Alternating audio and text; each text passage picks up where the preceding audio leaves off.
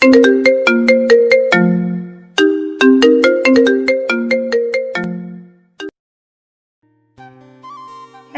আমার কাছে আসার চেষ্টা করবে না বলে দিলাম। মানে? হ্যাঁ, আমার উপরে কোনো অধিকার খাটাতে আসবে না।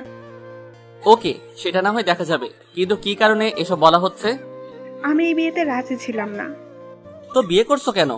মা বাবা আমার কোনো কথাই শোনে নাই। কি কারণে বিয়ে করতে রাজি হও নাই? অনেক কারণ আছে। প্রেম টেম করো নাকি? ওই মিয়া, বিয়াতে রাজি না হওয়ার কি এই একটাই কারণই থাকে? আমি তো জানি এই কারণেই অনেকে বিয়েতে রাজি হতে চায় না। আমি অন্য কারণে। কি কারণ? আমার বয়স কত জানেন? পরিবার থেকে জানতে পেরেছি এসএসসি দিয়েছো। হ্যাঁ, এই বছর এইচএসসি দিলাম। আর তার মাঝেই আপনার ফ্যামিলি, আমার ফ্যামিলি উঠে পড়ে লাগছে বিয়ের জন্য। আমি আমার মাকে কত করে বললাম, মা আমি এই মিনিমাম ইন্টার পরীক্ষাটা দিয়ে নেই, কিন্তু কি শুনে কার কথা? আমার কোনো কথার দাম না দিয়ে যত দ্রুত সম্ভব বিয়ে দিয়ে দিল। সমস্যা কি ইন্টার পরীক্ষা? হ্যাঁ, ততদিনে আমার বয়সও 18 হতো। একটা মেয়ে বিয়ে করার পারফেক্ট টাইমই বলা যেতে পারে। ও আচ্ছা, আপনি তো লেখাপড়া করেছেন, আপনিই বলেন আমার মা বাবা কাজটা কি ঠিক করেছে? মিফতাহের কথায় তাল মিলিয়ে না, একদম ঠিক হয়নি। তো এখন কি করবা বলে ভাবছো? আমি যে কোনো মূল্যেই ইন্টার পরীক্ষা দিতে চাই। আচ্ছা, সেটা করা যাবে। কিভাবে? আমরা যেখানে থাকবো সেখানকার ভালো কোনো কলেজে ভর্তি করিয়ে দিব। সত্যি? এখন চলো গল্প করি। শুধু গল্পই করব? বাসর ঘরে নাকি বিড়াল মারে, সেটা কি মারা হবে না? না, মারামারি করা ভালো না। আমি মন খারাপ করে চুপ হয়ে আছি। ইন্টার পরীক্ষা শেষ হওয়ার পরেই মাইরেন। মানে? মানে হলো এই 2 বছর আমাদের মধ্যে কিছুই হবে না। আচ্ছা ঘুমাও তুমি। আপনি ঘুমাবেন না? না, পরে ঘুমাবো। বুঝি তো, আমি সবই বুঝি। কি বুঝো? আমি ঘুমাবো আর এই সুযোগে আপনি ঘুমের মাঝে আমার কাছে আসার চেষ্টা করবেন। আল্লাহ গো, এত সন্দেহ! তা নয় তো কি, মা বাবাই তো কথা শোনে না, আর আপনি শুনবেন এটার কি কোনো গ্যারান্টি আছে নাকি? আমি বিছানায় শুতে শুতে মিফতার দিকে তাকিয়ে বিশ্বাস করতে পারো, মিফতা তখন কোলবালিশটা টেনে দুজনের মাঝে রেখে আমার দিকে তাকিয়ে আছে।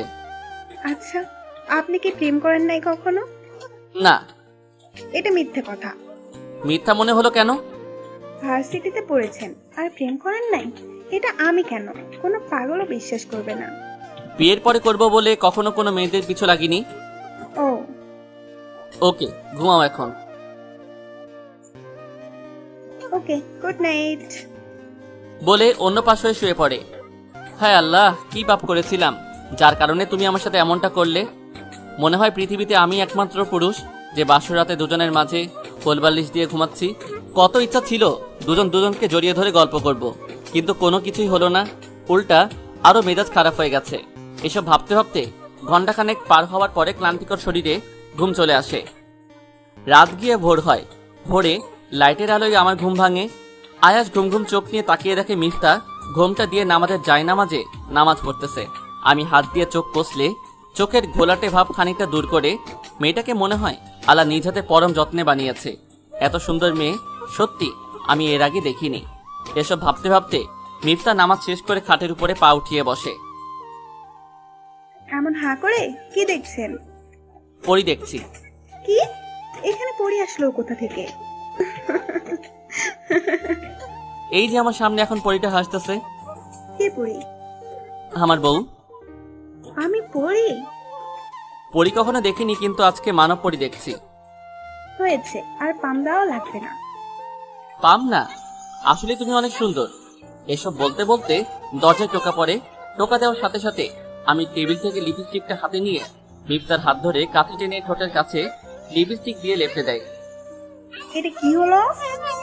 না হলে ওনারা সন্দেহ করবে। এখানে সন্দেহ করার কি আছে?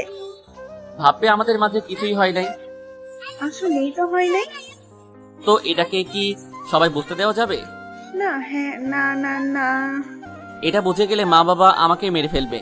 কেউ যাতে বুঝতে না পারে, তাই সবার সামনে আমাদের একটু অন্যরকম ভাবে থাকা লাগবে। এসব বলতে বলতে দরজায় আবার টোকা পড়ে।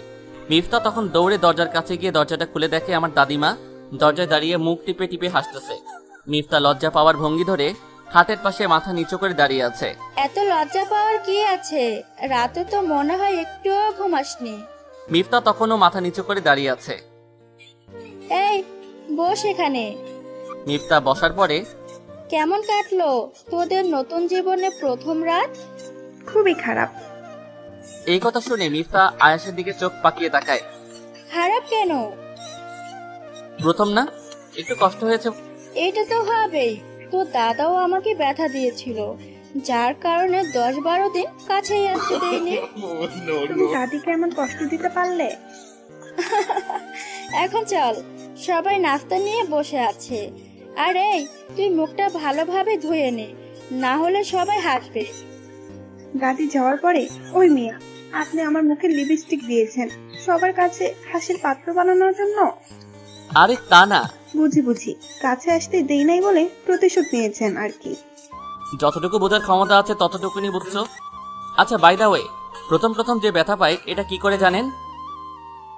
না মানে, বন্ধুরা তো বিয়ে করেছে, তাদের থেকে জেনেছি। কি, আপনার বন্ধুরা এত খারাপ? ধুর, বাদ দাও তো। এখন চলো, সবাই অপেক্ষা করতেছে। চলেন বলে দুজন ফ্রেশ হয়ে নাস্তা করে নেয়। রাতে আয়াস ল্যাপটপটা নিয়ে অফিসিয়ালি কিছু কাজ করতেছে। এমন সময় মিফতা আয়াসের পিছনে এসে, ঘুমাবেন কখন? এই তো কাজটা শেষ হওয়ার পরে। ওকে, আমি তাহলে ঘুমাই। এত সকালে? এখন কি সকাল নাকি? এখন তো রাত 9টা বাজে। রাত 9টার দিকে ঘুমিয়ে যাবে। হ্যাঁ, অনেক ঘুম পাচ্ছে। ওকে, তুমি ঘুমিয়ে যাও বলে আমি কাজে মনোযোগ দেই। ঘন্টাখানেক পরে কাজ শেষ হওয়ার পরে ফ্রেশ হয়ে বিছানায় শুয়ে মিফতাহের দিকে তাকিয়ে দেখি মেয়েটা ঘুমে বিবর হয়ে আছে। নাক মুখ হালকা ঘেমে লাইটের আলোয় চিকচিক করছে, আর ঠোঁট দুইটা তীর করে কাঁপছে। এমন সময় আমি নিজেকে কন্ট্রোল করতে না পেরে মিফতার দিকে এগিয়ে ঠোঁটে ঠোঁট রেখে কিছুক্ষণের জন্য হারিয়ে যাই। মিফতা ঘুমের মধ্যে নড়ে ওঠার সাথে সাথে আমি নিজের বালিশে এসে শুয়ে পড়ি। আমি মিফতার দিকে এক নজরে তাকিয়ে আছি আর ভাবছি, ইস, কখন এই পরিটার স্পর্শ পাবো, কখন দুজন দুজনকে জড়িয়ে ধরে গল্পে মেতে উঠবো। আমরা যখন ঘুমাবো আমি সবসময় ওর কোমরে একটা হাত রেখে আমার বুকের সাথে সবসময় চেপে ধরে রাখবো। এসব ভাবতে আমি নিজের অজান্তেই ঘুমের রাজ্যে হারিয়ে যাই। ভোর 5টার দিকে মিফতার ঘুম ভাঙে। ঘুম থেকে উঠে খেয়াল করে দেখে আমার একটা হাত মিফতার তলপেটের উপরে রেখে ঘুমোচ্ছে। মিফতা আমার দিকে তাকিয়ে একটা মুচকি হেসে হাতটা সরিয়ে দিয়ে বিছানা ছেড়ে উঠে ওয়াশরুমে যায় ফ্রেশ হতে। ফ্রেশ হয়ে এসে নামাজ শেষ করে আবার শুয়ে পড়ে। এভাবে কয়েকদিন চলার পরে একদিন সকাল 11টার দিকে, এই রেডি হইছিস? হ্যাঁ মা, আমি রেডি। বৌমা কোথায়? ওয়াশরুমে। ওকে, তোরা আয়, আমরা সবাই বের হলাম। বলে মা চলে যায়। মা যাওয়ার পরে মিফতা রেডি হয়। মা চলে গেছে? হ্যাঁ। তো আমাকে শাড়ি পরিয়ে দিবে কে? তুমি পড়তে পারো না? না। আমি তো ভাবছি তুমি পড়তে পারো। তোর বা। আমি মিফতার দিকে তাকাই। এভাবে তাকানোর কি আছে? এটা বকা না, এটা আমার মুখের বুলি। আচ্ছা, এখন তাড়াতাড়ি রেডি হও, সবাই নিচে ওয়েট করছে। লেহেঙ্গা পরে ফেলে? বিয়ের লেহেঙ্গা পরে কখনো বাপের বাড়িতে যাইতে শুনছো? তো আমি তো শাড়ি পরতে পারি না। ইউটিউব দেখো। অনেক দেখেছি, একজন কখনোই পারি না। আরে ট্রাই তো করো, আর আমি তো আছি। আপনার সামনে শাড়ি পরবো? আমার সামনে পড়লে গোনা হবে নাকি? না, তা হবে না, কিন্তু। কিন্তু কি? আচ্ছা, একটু ওয়েট করেন বলে মিফতার শাড়ি নিয়ে টাচ দিচ্ছে, আর উনি বিছানা থেকে ক্ষুধার্ত পাখির মতো তাকিয়ে আছে। এই, অমন করে তাকিয়ে আছেন কেন? ওইদিকে তাকান। ধুর, ধরা খেয়ে গেলাম। কি বলছেন বিড়বিড় করে? কিছু না। এদিকে আসেন। কেন? কুচিটা ধরেন একটু। আমি তখন কুচি ধরার জন্য মিফতার সামনে বসে কুচি ধরে। এই, কোন দিকে তাকিয়ে আছেন? আমি এক মনে তাকিয়ে আছি। আরে কি হলো? তখনই আমি তাকিয়ে আছি। এবার মিফতা আমার মাথায় ধাক্কা দিয়ে, কি হয়েছে? অনেক সুন্দর। কি? নাভি। এমন সুন্দর নাভি মনে হয় কোনো মেয়ের নাই। আপনি সবারটা চেক করে আসছেন তাই না? এই না, শুধু 10-12 জনে দেখছি। কি? না মানে, হ্যাঁ। কুত্তা, যা তুই, আমি কোথাও যাব না। আরে কি হলো? 10-12 জনের নাভি দেখলে চলবে, আরো অনেক বেশি দেখা লাগবে। যান, আরো কয়েকটা দেখে আসেন। বলে রাগে ফুঁসতে থাকে।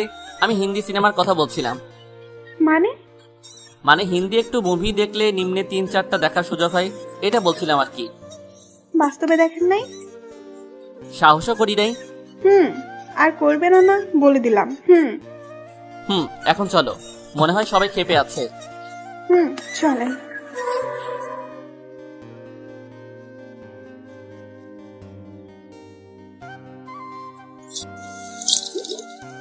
দুজনে নিচে নামার পরে, এত দেরি করছিস কেন? তোমার বৌমার শাড়ি পরতে লেট হইছে। ও আচ্ছা, চল। বলে সবাই গাড়িতে উঠে বসে। গাড়ি মিনিট 10 চলার পরে মিফতা আমার হাত ধরে আমার দিকে তাকিয়ে আছে। কিছু বলবা? মোবাইল দেন। কেন? গেমস খেলবো। গেমস নাই তো। প্লে স্টোরে তো আছে। নাও। বলে আমি মোবাইলটা বের করে মিফতার হাতে দেই। মিফতা কতক্ষণ টেম্পল রান খেলার পরে আমার চোখে ফাঁকি দিয়ে মেসেঞ্জারে ঢুকবে, আর তখনই মোবাইল ফিঙ্গারপ্রিন্ট আছে। এটা খুলে দেন। আমি মোবাইলের দিকে তাকিয়ে দেখি মেসেঞ্জারে গিয়ে ফিঙ্গারপ্রিন্টের জন্য আটকে আছে। কি হলো, দিচ্ছেন না কেন? মেসেঞ্জার দিয়ে কি করবা? গেম খেলো। যেটা বলছেন সেটা দেন। আমি তখন অনিচ্ছা সত্ত্বেও লক খুলে দেই। লক খুলে দেওয়ার পরে সবার প্রথমেই দেখে কিউটি নামে সেভ করা একটা মেয়ে। এটা কি? কোনটা? এই যে এই মেয়েটা। ও ফ্রেন্ড। Just friend? দূর, এসব কি বলছো? কোনো ফ্রেন্ডকে কিউটি নামে সেভ করে এমন বন্ধু আমি আজকেই প্রথম দেখলাম। আরে কি জ্বালায় পড়লাম রে বাবা। কি ধরা খেয়ে গেছেন? এই এসব কি বলছো? মা বাবা শুনবে তো। শুনুক, তাদের ছেলে বিয়ে করে যে আরেকটা লাইন মারছে সেটা তারা শুনুক। আমি লাইন মারি? তা নয় তো কি, হাতে নাতে ধরা খেয়েও অস্বীকার করতেছেন। কনভারসেশনে ঢুকো। আমি কারো পার্সোনাল কোনো কিছুতে ঢুকি না। পার্সোনাল কোনো কিছুতে ঢুকে না? পার্সোনাল কোনো কিছুতে না ঢুকলে মেসেঞ্জারে কেন ঢুকলা? ঢুকছি দেখেই তো ধরা খাইছেন। মিফতা, আমার কিন্তু রাগ। আমার কি রাগ নাই নাকি? অবিশ্বাস হলে কনভারসেশন দেখো।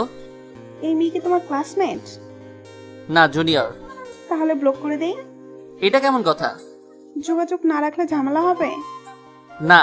তাহলে এত কথা বলতেছেন কেন? এই যে নেন, ব্লক করে দিলাম। আর হ্যাঁ, ভুলেও আনব্লক করবেন না বলে দিলাম। যদি আনব্লক করেন তাহলে আপনার 14 গোষ্ঠীকে জানাবো। আল্লাহ রে, এটা বউ নাকি শত্রু? আমার জিনিস শুধু আমারই থাকবে, আর অন্য কারো স্পর্শে কখনোই যেতে দিব না। তোমার কাছেও তো আসতে দাও না। 2 বছর সময় নিচ্ছি না? 2 বছর পরে দেখমনে কত কাছে আসতে পারেন। এই 2 বছর আমি কি করব?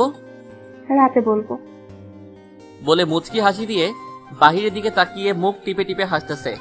মিফতাদের বাসায় যাওয়ার পরে মা বাবা দুপুরের খাবার খেয়ে তারা আবার বাসায় ব্যাক করে। বিকেলের দিকে আমি রুমে শুয়ে আছি, এমন সময় মিফতা আসে। ঘুমাচ্ছেন নাকি? না। চলেন হাঁটতে বের হবো। চলো।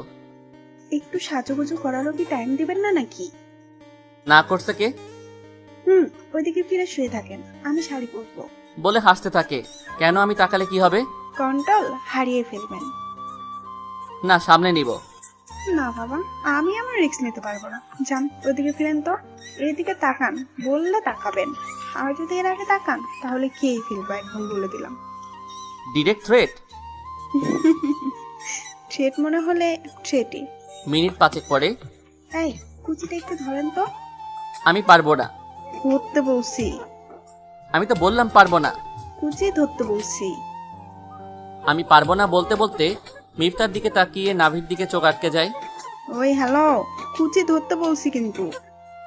আমি তখন খাট থেকে নেমে মিফতার কাছে এসে এক হাঁটু ফ্লোরে ভর দিয়ে শাড়ির কুচি ধরে। আমার মাথায় তাৎক্ষণিক একটা বুদ্ধি আসে। ইয়েস, এখন দিলে কিছু বলতে পারবে না। মনে মনে ভাবতে ভাবতেই নাভিতে মুখ লাগিয়ে সেকেন্ডের মধ্যে কয়েকটা চুমু দিয়ে ফেলে। 5-7টা দেওয়ার পরে মিফতার চোখ বুজে ফেলে, আমার চুল টেনে আরো বেশি করে চেপে ধরে। এমন আরো কয়েকটা দেওয়ার পরে মিফতা আমাকে ঠেলে দূরে সরিয়ে দিয়ে কোনো কথা না বলে ওয়াশরুমের দিকে চলে যায়। ততক্ষণ পরে এটা কিন্তু কথা ছিল না। কোনটা? এই যে একটু আগে যা হলো। সরি, আমি আউট অফ কন্ট্রোল হয়ে গেছিলাম। ডাহা মিথ্যা, আমি সবটা নিজের ইচ্ছাতেই করে। আচ্ছা চলেন এখন। চলো বলে দুজনে ঘোরাঘুরি করার উদ্দেশ্যে বের হই। দুজনে চুপচাপ নদীর পাশ দিয়ে হাঁটছি। আপনি কি আসলেই কাউকে ভালোবাসেন নি? বিশ্বাস হয় না? সবার কাছে শুনেছি সুন্দর ছেলেরা নাকি প্রেম করে বেড়ায়। এসব মিথ্যা কথা। ফেসবুকে তো কম করেন না। ফেসবুকে আবার কি করি? ওই যে জাস্ট ফ্রেন্ড। মাইক দিব কিন্তু। আপনি মাইর দিলে আমি কি বসে থাকবো নাকি? এ মা, তুমিও সাথে সাথে দিবা নাকি? যা দিবেন তাই তো দিব, সাথে খামসি ফ্রি। কি ভয়ানক মাইয়া রে বাবা। নখগুলো সুন্দর না? বলে বাম হাতের বড় বড় নখ আমার চোখের সামনে তুলে ধরে। আচ্ছা বাবা আচ্ছা, এত ভয় দেখানো লাগবে না, আমি কখনো মারবো না। এই তো লক্ষ্মী ছেলে। আচ্ছা শোনেন, কি? নৌকা চালাতে পারেন? গ্রামের বাড়ি গেলে মাঝে মাঝে চালাতাম। নাকি মাঝে নিয়ে আবার ডুবিয়ে দেন? তাহলে তো ভালোই হবে। কি ভালো হবে? হ্যাঁ। কোন দিক দিয়ে ভালো হবে বলে মনে করলেন? তোমার পানি থেকে তুলে একটু বাংলা মুভির কাহিনী আহা শখ কত। আচ্ছা চলেন এখন। কোথায়? ওই যে ফুচকার দোকানের দিকে। নৌকায় উঠ বাংলা মুভির সিন করার সুযোগ নেওয়ার জন্য। বলে হাসতে থাকে। আরে ওটা তো মজা করলাম, চলো। তো কি নৌকা চালানো হবে না? একটু পরে মাগরিবের আজান দিবে, আর উনি আসছে এমন সময় নৌকায় উঠাতে। অন্য কোনো একদিন চলেন, এখন ফুচকা খেয়ে চলে যাব। ওকে চলো। বলে দুজন ফুচকার দোকানে যায়। এই মামা, ঝাল করে 2টা ফুচকা দাও। আমি ঝাল খাই না। ফুচকার সাথে ঝাল না হলে ওটা ফুচকাই মনে হয় না। ওকে 2 বছর পরে। কেন 2 বছর পর কেন? পরে বলবো, এখন খেয়ে নাও। আপনি খাবেন না? না তুমি খাও। ওকে, না খেলে আর কি করার, আমি খাবো।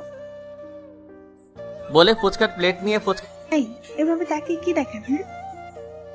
ফুচকা খাওয়ার মধ্যে হচ্ছে একটা আর্ট আছে, সেটা সেটা আবার কেমনে? কোনো কবি থাকলে হয়তো এই ফুচকা খাওয়া দেখে 2-1টা লাইন তোমাকে উৎসর্গ করতো। হয়েছে হয়েছে, আর পাম মারা লাগবে না। পাম মনে হলে আর কি করার। আচ্ছা এখন চলেন। চলো। দুজন রিকশায় করে বাসায় ফেরার পরে দুজনে ফ্রেশ হয়ে বিছানায় শুয়ে আছি।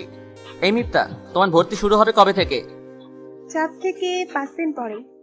কি বলো? হ্যাঁ। কোন গ্রুপ নিবা? আপনি কোন গ্রুপে ছিলেন? সায়েন্স থেকে। ওয়াও, তাহলে তো আমার সুবিধা। সায়েন্সই নিবা? আচ্ছা, আগে ইন্টারেস্ট সায়েন্স নাকি এসএসসি তে অনেক কঠিন? তো কি হয়েছে? হোম টিউটর লাগবে। Home tutor? হ্যাঁ। ওকে, কোনো মহিলা মাস্টারকে ঠিক করে দিব। আমি মহিলার কাছে পড়বো কেন? আপনি না সায়েন্স থেকে পড়েছেন, সো আমি আপনার কাছেই করব। ওকে ওকে, আমি পড়াবো। এখন খেতে আসেন। সবাই মিলে খাওয়ার পরে আমি রুমে এসে শুয়ে আছি। মিফতা ফ্রেশ হয়ে এসে শোয়ার পরে, এই এখানে কি? কোনখানে? এই যে এখানে। কোথায়? আরে এখানে। বলে শোয়া থেকে উঠে নাভিতে হাত রেখে হাতাতে থাকি। আই কি করছেন? ভাবছি কোনো পোকা হয়তো, কিন্তু না, এখন বুঝলাম এটা তিল। তাই বলে এভাবে হাতিয়ে দেখা লাগবে? আরে আমি তো ভাবছিলাম এটা পোকা অথবা ময়লা টাইপের কোনো কিছু। হয়েছে, আর কথা কাটানো লাগবে না। আমি কথা কাটাচ্ছি না।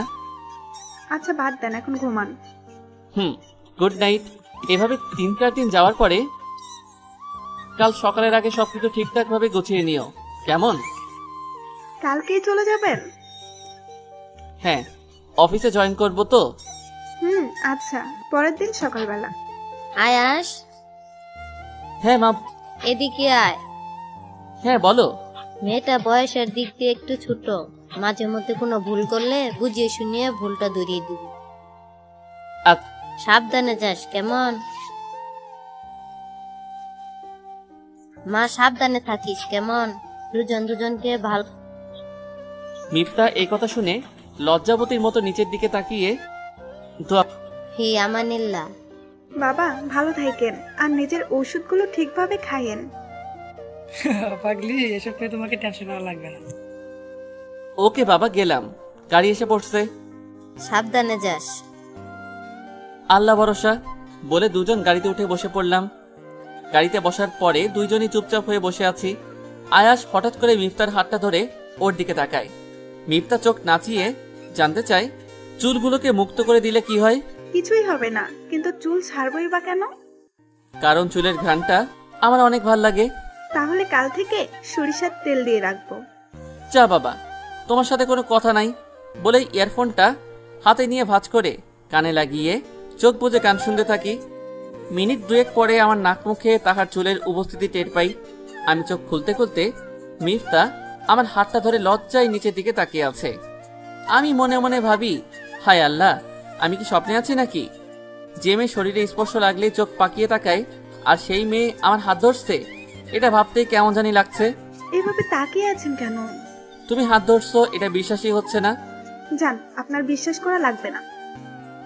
বলে মিফতার হাতটা ছাড়ি দিয়ে হাত ছাড়িয়ে নেয়। আমি সাথে সাথে মিফতার হাতটা টেনে নিজের কাছে নিয়ে আসি।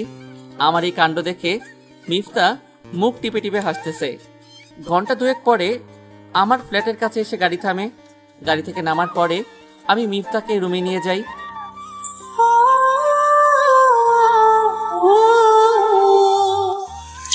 এটাই আমার বাসা, এই গরিবের বাসা। আপনার কাছে কেমন লাগলো? আচ্ছা, এটাতে মানুষ বসবাস করতো নাকি গরু ছাগল বসবাস করতো? অপমান করতেছো কিন্তু। আহারে, আপনার আবার অপমান বোধ আছে? বলে হাসতে থাকে মিফতা। চিল্লানে দিয়ে লাভ নাই, এখন থেকে এসব চেঞ্জ করা লাগবে। আচ্ছা, আপনার কাছে এটা খাট মনে হয় নাকি আলমারি মনে হয়? আমি এমনই। এখন আমি আসছি না, সবই ঠিক হবে। কি? কিছুই না, এখন কাজে লেগে পড়েন। ও মা, আবার কি কাজ? রুম গোছানো লাগবে। আমি এসব পারবো না। না পারলে রুমে ঢুকতে দিব না। আমার রুম আমারে ঢুকতে দিবা না? এখন থেকে এই রুম আমার রুম। আচ্ছা, আমি গেলাম। কোথায়? বাহির থেকে একটু ঘুরে আসি। রাতে খাবারের জন্য বাজার করে নিয়ে আসেন, আমি রান্না করব। সিরিয়াসলি? তুমি করবে রান্না? বলে আমি দাঁত কেলিয়ে হাসতে থাকি। তো কিভাবে খাবো? আজকে রেস্টুরেন্ট থেকে কিছু নিয়ে আসি। এরকম করে প্রতিনিয়ত রেস্টুরেন্টের খাবার খেলে পাকস্থলীর প্রবলেম হবে। তার থেকে ভালো ঘরোয়া খাবার খেলে। তুমি তো রান্না তেমন পারো না। যাই পারি, তা দিয়ে হবে না। হবে তো। তাহলে গিয়ে বাজার করে আনেন, আমি রুম গুছিয়ে নিব। আচ্ছা। বলে আমি বাজার করার উদ্দেশ্যে বের হয়ে যাই। রাস্তা দিয়ে হাঁটছি আর ভাবছি, বিয়ের আগে যখন যা ইচ্ছে হতো তাই করতে পারতাম। 10-12 দিন আগেও যা মন চাইছে তা করে ফেলছি, কিন্তু এখন আর তা হবে না। বিয়ের পরে একটা মানুষের দায়িত্ব হয়ে যায় দ্বিগুণ, আর অধিকার হয়ে যায় অর্ধেক। যেমনটা আজ আমার পিচিটা যা করলো, এসব ভাবতেই দোকানে চলে যাই। দোকান থেকে প্রয়োজন মতো সবকিছু নিয়ে বাসায় এসে দরজায় নক করার পরে মিফতা এসে দরজা খুলে কোমরে হাত দিয়ে রাগী মুখ নিয়ে তাকিয়ে আছে। এভাবে তাকিয়ে আছো কেন? এত দেরি হলো কেন? কতক্ষণ লাগছে? 30 মিনিটের মতো। এতক্ষণ লাগে?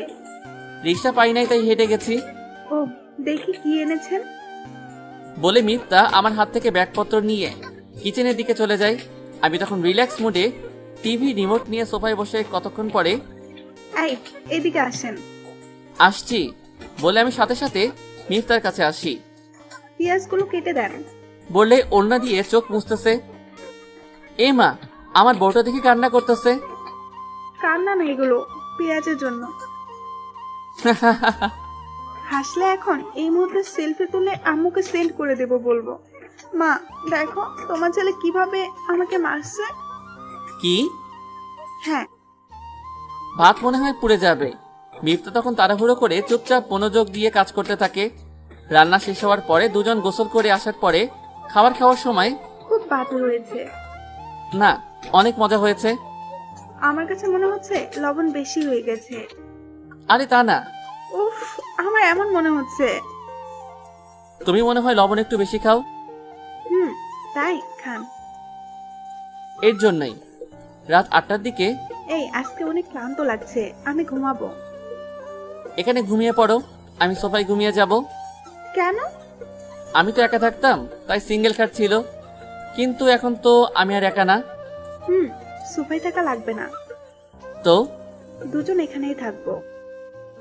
কি? হ্যাঁ। কিন্তু এখানে তো 2 বালিশ আর মাঝে গোল বালিশ রাখার কোনো জায়গা নাই। দুজন এক বালিশেই ঘুমাবো। আমি কি স্বপ্নে আছি? জি না, আপনি বাস্তবে আছেন, আর বিশ্বাস না হলে দেখেন। বলে জোরে একটি চিমটি কেটে হি হি হি করে হাসিতে মেতে ওঠে। ও মা, এত বড় নখ কেন? আপনি কন্ট্রোল হারিয়ে ফেললে এগুলো কাজে লাগবে বলে মুস্কি হাসতে থাকি। নখ তো নখ না, যেন ছোটখাটো অস্ত্র। আমি তখন টিভি অফ করে বিছানার একপাশে চলে যাই। মশারি টানাবার পর আমি লাইট অফ করে দুজন শুয়ে পড়লাম। মিনিট 10 পরে মিফতা মনে মনে ভাবছে, কুত্তাটা একটু জড়িয়ে ধরলে কি হয় আমার? জড়িয়ে ধরলে তার খামসে দিব না।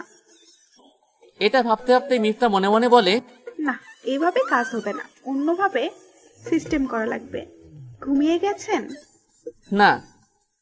লাইটটা অন করে দেন না। কেন? আমার ভয় করে। আমি থাকতে ভয় কিসের? অন্ধকারে ভয় লাগে। আমি লাইটের আলোয় ঘুমাতে পারি না। ও হ্যাঁ, আচ্ছা আমি লাইট অন করে দিচ্ছি। বলে শোয়া থেকে উঠবো, এমন সময় মিফতা আমার হাত টেনে ধরে। আবার কি? এখন ভয় পাবো না। কেন? তুমি তো ভয় পাচ্ছ। এখন ভয় পাবো না। বলে মিফতা আমার বুকে মাথা রাখে। মিফতা এভাবে মাথা রাখার কারণে আমি ভাবি আমি কি স্বপ্নে আছি নাকি। আমার সাথে রিসেন্টলি এসব কি ঘটতেছে। বলতে বলতে মিফতা বুকের পশম ধরে জোরে টান মারে। ও মা, ব্যথা পাচ্ছি তো। জড়িয়ে না ধরলে ব্যথা দিবই। কি? হ্যাঁ। এটা কি সত্যি তুমি?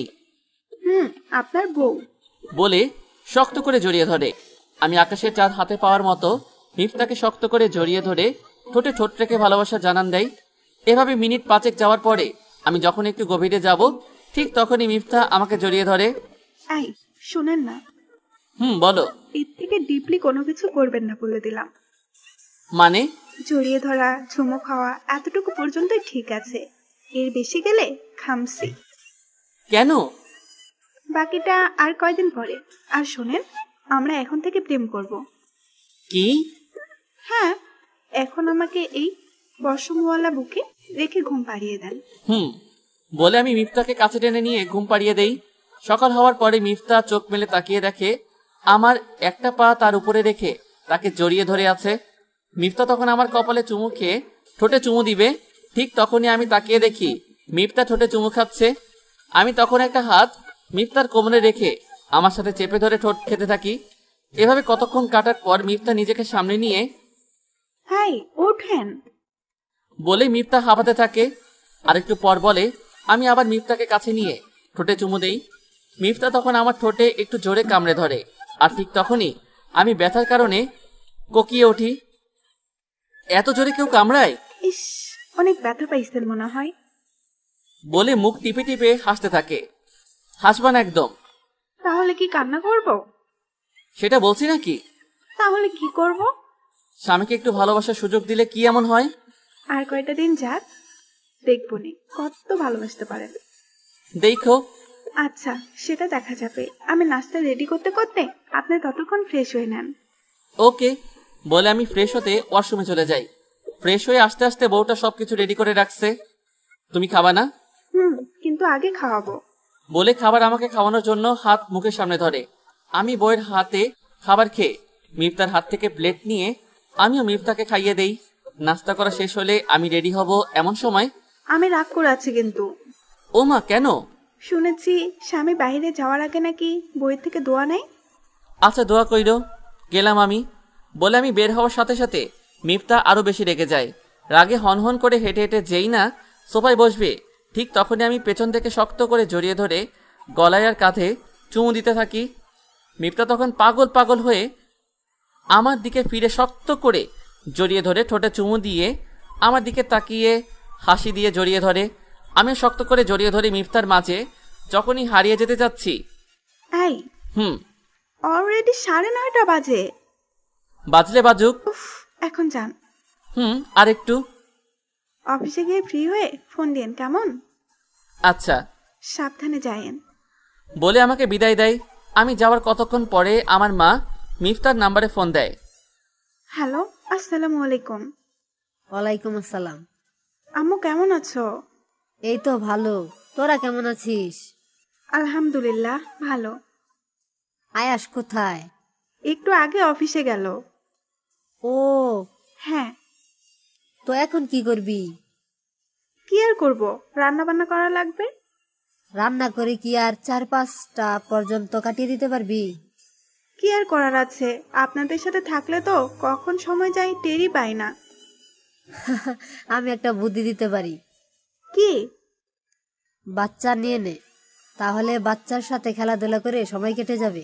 মিফতা তখন চুপ করে আছে। আরে লজ্জা পাচ্ছিস কেন? কয়েকদিনের মধ্যে নিয়ে নে। বাবা কেমন আছে? ভালোই আছে। দাদি কেমন আছে? সবাই আল্লাহর রহমতে ভালো আছে। আচ্ছা। এখন রাখলাম, পরে কথা হবে। ওকে, ভালো থাকবেন। বলে ফোনটা কেটে দিয়ে রিল্যাক্স মোডে টিভি দেখতে থাকে। দুপুর দিকে মিফতা রান্নাবান্না কমপ্লিট করে আয়েশা নম্বরে ফোন দেয়। মিফতা বলো। অফিসে গিয়ে ফোন দেওয়ার কথা ছিল। ছিল, কিন্তু সকাল থেকে যে কাজে লাগছি, একটু আগে মাত্র শেষ হলো। ও, খাবার খাইছেন? না, তুমি? না, কখন খাবেন? একটু পরে। তুমি খেয়ে নাও। আপনি খেয়ে ফোন করবেন, তারপরে খাবো। আমার লেটও হতে পারে, তুমি খেয়ে নাও না। বললাম তো, আপনি খাওয়ার পরে তারপরে আমি খাবো। ওকে, আমি এখনই যাচ্ছি বলে খেতে চলে গেলাম। খেয়ে আসার পরে মিফতাকে ফোন দিলাম। হ্যাঁ, খাইছেন? এবার তুমি খেয়ে নাও। খাবো। শুনো। কি? ভালোবাসি। মিফতা ফোনটা তখন বুকে নিয়ে চোখ বুজে থাকে। চাতক পাখি যেমন বৃষ্টির জন্য তৃষ্ণার্ত হয়ে থাকে, ঠিক তেমনি ভাবে যেন মিফতাও ভালোবাসি শোনার জন্য তৃষ্ণার্ত ছিল।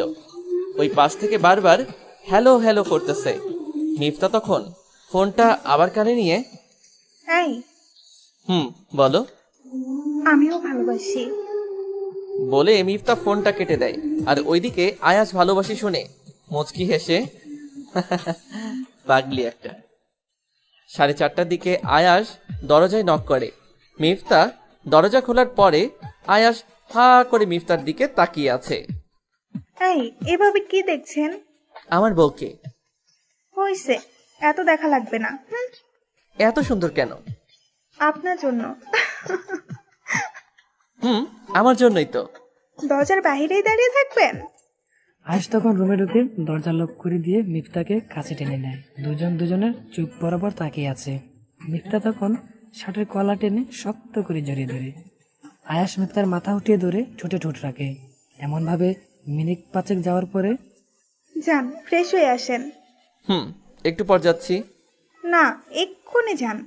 আর একটু জড়িয়ে ধরে থাকি। অন্য সময়, এখন যান। আমি তখন অনিচ্ছা সত্ত্বেও ওয়াশরুমে ফ্রেশ হতে চলে গেলাম। ফ্রেশ হওয়ার সময় মনে পড়ে যে আজকে আসার সময় একজোড়া নুপুর এনেছিলাম, কিন্তু রুমে ঢুকে জড়িয়ে ধরার পরেই সব ভুলে গেছি। যাক, এগুলো পরে দেওয়া যাবে বলে আয়াস এগুলো নিজের মতো করে রেখে দেয়। রাত 9টার দিকে দুজন পাশাপাশি বসে টিভি দেখতেছে। এমন সময় বৃষ্টি নামে। এই, বৃষ্টি হচ্ছে? বৃষ্টি ভালো লাগে?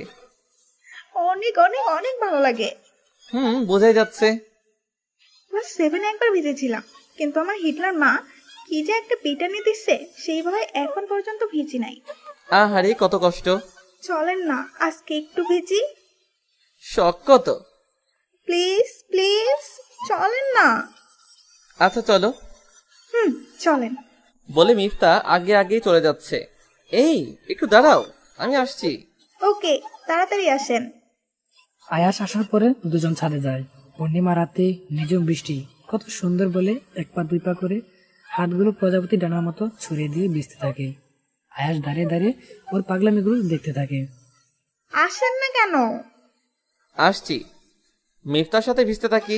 দুজনে ভিজবার মাঝে হঠাৎ বিদ্যুৎ চমকানোর সাথে সাথে মিফতা আমাকে জড়িয়ে ধরে। এই ভয় পাইছো নাকি? এইসব খুব ভয় করে। আমি আছি তো, ভয় পাওয়ার কিছু নাই। ভালোবাসি। আমিও ভালোবাসি। আয়াস তখন মিফতার মাথায় ধরে বেজা ঠোঁটের শীতল স্পর্শ দেয়। মিফতাও কম কিসে, মিফতা জোরে ধরে উপভোগ করতে থাকে। আয়াস বা হাতটা প্যান্টের পকেটে ঢুকিয়ে একজোড়া নুপুর বের করে। মিফতা নুপুর জোড়া দেখার পরে খুশিতে আত্মহারা হয়ে যায়। আয়াস মিফতা পায়ের কাছে এক হাঁটুতে বর করে বসে মিফতার পাটা তার হাঁটুতে রাখে। মিফতা খুশি মনে মুখে হাত দিয়ে আয়াসের দিকে তাকিয়ে আছে। আয়াস মিফতার পা হাঁটুতে রেখে পায়ের গোড়ালিতে কয়েকটা চুমু দিয়ে পরিয়ে দেয়। এভাবে অপর পায়েও পরিয়ে দিয়ে উঠে দাঁড়িয়ে মিফতাকে বুকের সাথে শক্ত করে জোরে ধরে কানে লতিতে ছোট্ট করে একটা কামড় দিয়ে ভালোবাসি। মিফতা কোনো কিছু না বলে চুপচাপ আয়াসের বুকে লেপতে থাকে। আস্তে আস্তে যখন বেশি বেশি আকাশ চমকাতে থাকে, তখন আয়াস মিফতাকে কুলে উঠিয়ে রুমে নিয়ে যায়। রুমে নিয়ে যাওয়ার পরে যাও, ওয়াশরুমে গিয়ে তাড়াতাড়ি ড্রেস চেঞ্জ করে নাও। আপনি চেঞ্জ করবেন না? করবো তো। কখন? তুমি শেষ করে আসার পরে। চলেন দুজনে একসাথে চেঞ্জ করব। কি? হ্যাঁ। বলে হাসতে হাসতে ওয়াশরুমে ঢুকে যায়। দুজনে ড্রেস চেঞ্জ করে আসার পরে এই টেবিলে বসেন, আমি খাবার নিয়ে আসছি। তুমি নিয়ে আসো। মিফতা সব রেডি করে নিয়ে আসার পরে আসেন। আয়াস চেয়ারে বসার পরে হ্যাঁ করেন। তুমি খাইয়ে দিবে? হ্যাঁ, একদিন আমি খাইয়ে দেব, আরেকদিন আপনি খাইয়ে দিবেন। ওকে, ডান। এখন লক্ষ্মী ছেলের মতো হ্যাঁ করেন। এভাবে খাবার শেষ করার পরে দুজন এক বালিশে শুয়ে আছে। আয়াস তখন মিফতার তলপেটে হাত রেখে কাছে টেনে আনে। কি করছেন? কিছু না তো। ঘুমান। ঘুম আসছে না। চেষ্টা করেন, ঘুম চলে আসবে। চেষ্টা করেও ব্যর্থ। শুইলেনই তো এখন। ঘুম এমনি আসবে না। তো কিভাবে আসবে? কাউকে বুকে নিলে। নিতে না করছি নাকি? কাছে টেনে আনছি দেখেই এত প্রশ্ন। আর বুকে নিলে কি হতো? নিয়েই দেখেন। আয়াস তখন সুযোগ হাতছাড়া না করে মিফতাকে বুকে নিয়ে নেয়। মিফতাও আয়াসের বুকে ঠাঁই পেয়ে সেও আয়াসকে জড়িয়ে ধরে। এভাবে দিব্যি তাদের দিন চলতে থাকে। মাস 6 পরে সেদিন ছিল শুক্রবার। শুক্রবার ছুটির দিন, তাই আয়াস নিশ্চিন্তায় ঘুমাচ্ছে। এমন সময় একটা অপরিচিত নাম্বার থেকে ফোন আসে। মিফতা ফোনের শব্দ পেয়ে কিচেন থেকে দৌড়ে এসে ফোনটা রিসিভ করার পরে হ্যালো আয়াস, জি, আপনি কে? তোমার ভাইয়া কোথায়? তোমার ভাইয়াকে ডেকে ফোনটা দাও। ভাই? তোমার ভাইয়াকে ডাকো। কে আপনি? আমি তোমার ভাবি। হোয়াট?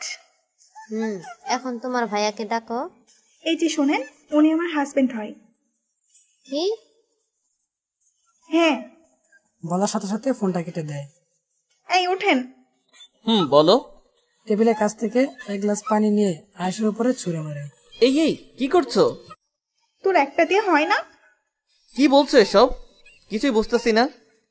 ভাবছিলাম তুই ভালো, কিন্তু এখন দেখি তুইও অন্য সবার মতো। ছি, ছি।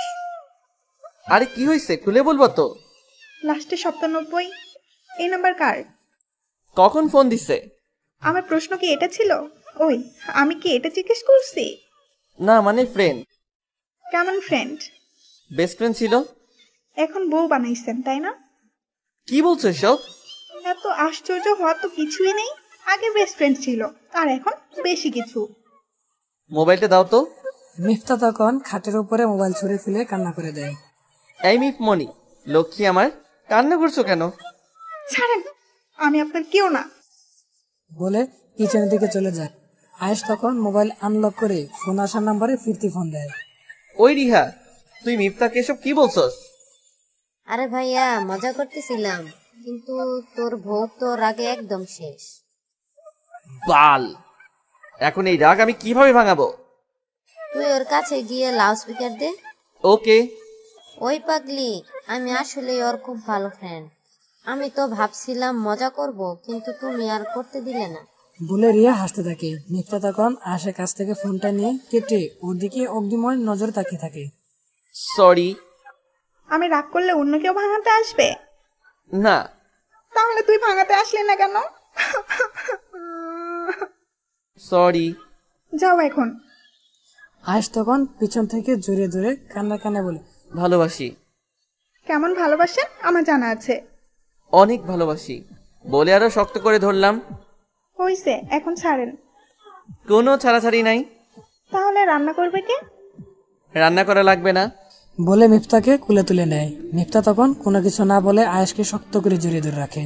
রাত 10টার দিকে দুজনে শোয়ার পরে এই, হ্যাঁ বলো। মা একটা কথা বলছিল। কি? বলবো? হ্যাঁ বলো। আমার লজ্জা করে। বলে আয়েশের বুকের পশম নিয়ে খেলতে থাকে। আহা, এত লজ্জা পাবার কি আছে? আম্মু বলছে ওনাকে নাকি নাতি নাতনি গিফট করতে। কি? হ্যাঁ। কিন্তু এটা তো এখন সম্ভব না। কেন সম্ভব না? কেন আবার? আমার বউ তো 2 বছরের সময় নিছে। 2 বছরের সময় নিচ্ছি কি জন্য, সেটা কি জানো? ইন্টারের জন্য? না, তাহলে বিয়ের আগে কখনো প্রেম করিনি, তাই এই 6 মাস শুধুই প্রেম করছি।